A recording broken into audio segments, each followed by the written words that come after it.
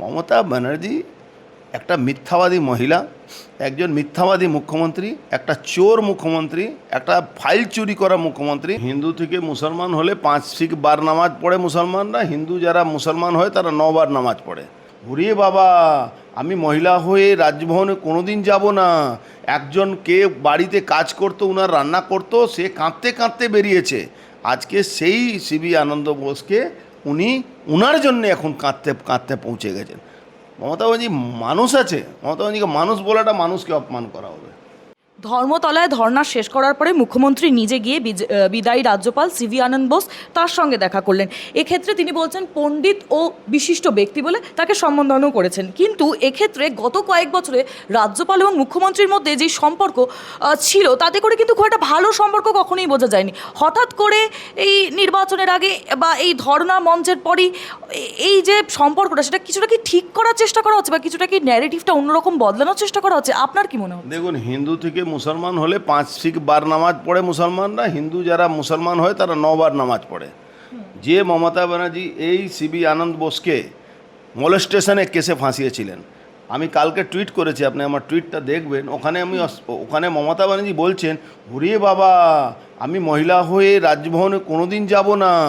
একজন কে বাড়িতে কাজ করতো, উনার রান্না করতো, সে কাঁদতে কাঁদতে বেরিয়েছে।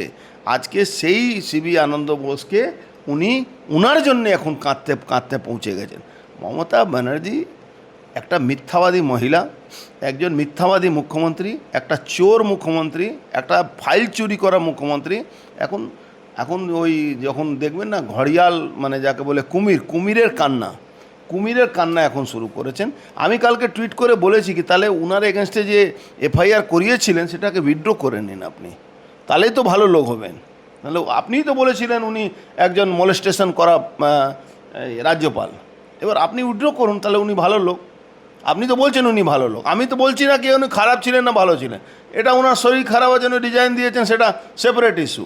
কিন্তু সেদিন উনি মলেস্টেশন করতেন, আজকে উনি ভালো লোক হয়ে গেছেন। উনার কাছে উনার সব 7 খুন মাফ। কেন উনাকে রিজাইন দিয়ে চলে যেতে হলো, এই জন্য উনার 7 খুন মাফ। আচ্ছা দাদা, তৃণমূল বলছে যে বিজেপি ধর্মীয় রাজনীতি করছে, আবার এই এত ঘটনার পরে বিজেপি বলছে তৃণমূল ধর্মীয় রাজনীতি করছে। সাধারণ মানুষের কাছে এই সামনের বিধানসভা ভোটে কেমন প্রভাব? আচ্ছা, হিন্দু ধর্মকে বাঁচাবার জন্য কোনো পার্টি আছে নাকি ভারতবর্ষে? একটাই তো পার্টি আছে।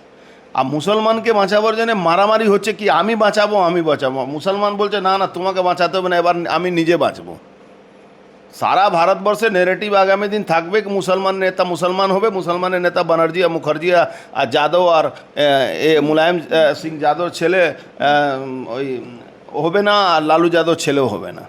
মুসলমানের নেতা মুসলমান হবে। মুসলমানকে সামনে রেখে এই রোজগার করবে, লুট করবে, আর মুসলমানকে মুসলমানের জায়গায় থেকে দেবে। ভারতবর্ষে একমাত্র প্রধানমন্ত্রী যে যতগুলো প্রজেক্ট আছে সবার জন্য আছে। আর মমতা ব্যানার্জি নিজেকে বড় মানুষের দরদি ভাবেন। যদি একটা পাড়ায় বিজেপি লোকরা বসবাস করে, সেই পাড়া রাস্তা তৈরি হয় না। মমতা ব্যানার্জি মানুষ আছে, মমতা ব্যানার্জিকে মানুষ বলাটা মানুষকে অপমান করা হবে।